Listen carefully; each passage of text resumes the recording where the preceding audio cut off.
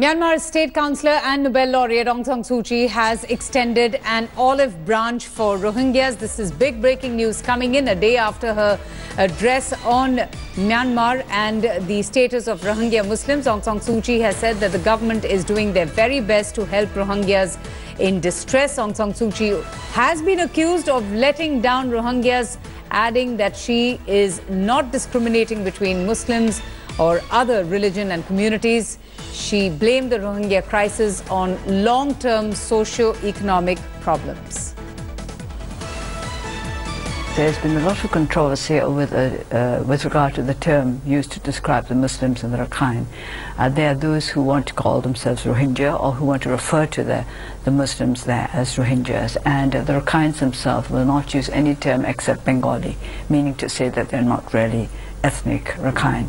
And I think that instead of using these emotive terms, these terms have become emotive and highly charged. It's better just to say Muslim, which is a description that nobody can deny. We are talking about the Muslim community in the Rakhine state, and other terms may be applied to that community, but I do not see any point in using terms that simply will inflame passions further. Well, counter-terrorism is something that we have to take very seriously, and I have to confess that our country has not had very much experience with regard to counter-terrorism, and you know that it is a very delicate matter because counter-terrorism must be carried out in such a way that the innocent are not affected. Whatever we do, we must try to avoid all collateral damage and and any action that would hurt innocent civilians. It is very difficult to counter terrorism because terrorism by its nature means that some of their members are embedded in the ordinary population, and how we distinguish the one from the other is very important. We don't want to hurt those who are innocent, but at the same time we have to make sure that terrorists are not allowed to carry on with their activities. The reassurance coming in from Counsellor Suu Kyi, who has faced criticism from also the United Nations for her government's reluctance and inability in effectively dealing with the humanitarian crisis. Meanwhile, the threat of radicalization of Rohingya Muslims also seems to be very real, with the Jaish-e-Mohammed chief Masood Azhar in a recent statement asking Muslims of the world to unite and conquer Myanmar.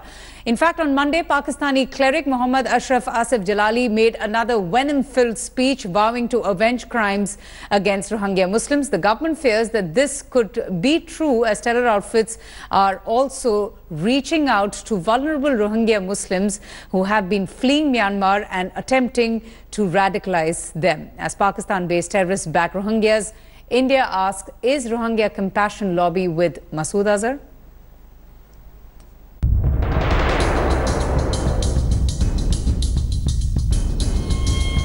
Myanmar's persecuted Rohingya Muslims, left with no land and no country. Over 40,000 have taken refuge in India. The government says that they pose a serious security threat. The government's fears could be coming true as terror outfits vie to recruit Rohingyas for their cause. Jaish-e-Mohammed chief Masood Azhar, in a statement, has asked Muslims of the world to unite and conquer Myanmar. The threat of radicalization of Rohingyas is real, say security agencies.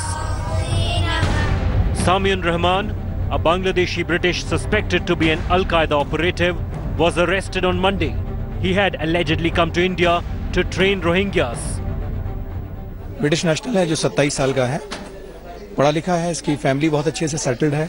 इसकी tasking थी, जो इसको task दिया गया था कि ये मणिपुर या मिजोरम तरफ कहीं पर बेस सेटअप करेगा रोहिंग्यास की और बाकी ऐसे लोगों की जो इसके कॉज में इसके साथ दे सके ताकि म्यांमार आर्मी से लड़ा जा सके।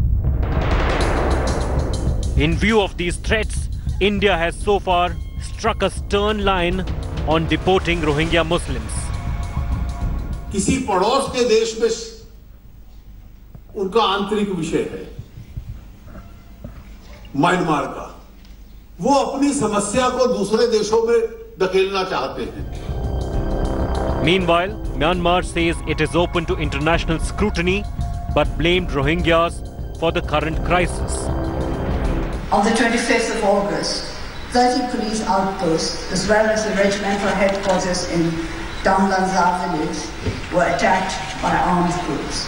Consequent to these attacks, the government declared the Arakan Rohingya Salvation Army and its supporters responsible for acts of terrorism. Rohingya refugees in India are adamant they don't want to return to Myanmar, where they claim to face a certain death. बहुत ज़्यादा परेशानी है उनका। वहाँ पे मेरे mummy है, पापा है, मेरे मामा है, बहुत जुल्मी खाती है। मामा है, जनता भी नहीं है, कपड़ा भी नहीं है, कुछ भी नहीं है। एक गोली मार दिया, इंतजाम हो दिया। उनका मेरे मामा है, जंगल में फेंक दिया। It's now clear that jihadi groups are looking to rope in Rohingya refugees to further terrorism. Though the government has announced it will deport the refugees, much depend on what the Supreme Court will decide. With Kumar Abhishek, Bureau Report, India Today.